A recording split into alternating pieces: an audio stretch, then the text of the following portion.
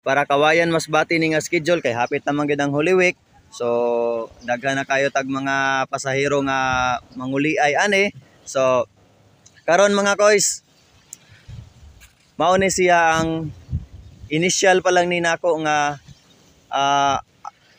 update sa ato ang schedule, no. Hagnaya to Kawayan Masbate kay regular gyapon ang biyahe tasay sa buntag. Alright, so ngadto naman sa Pulambato, everyday ang ilang biyahe kada alas 12 sa gabi, no.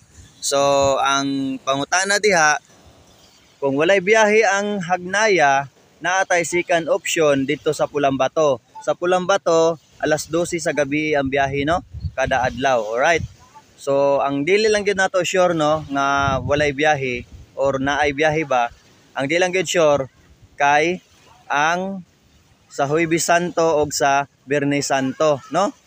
Ang sa Pulambato naman, sa Huwebes Santo o Biyernes Santo, di po ta sure kung wala ba'y biyahe or naa ba'y biyahe. Alright, so mauna na itong update karon mga koys, no. So keep updated lang yapon ta sa sunod yung mga schedules, no, para Kawayan Masbate. Alright, so dihala sa tataman mga koys, peace out.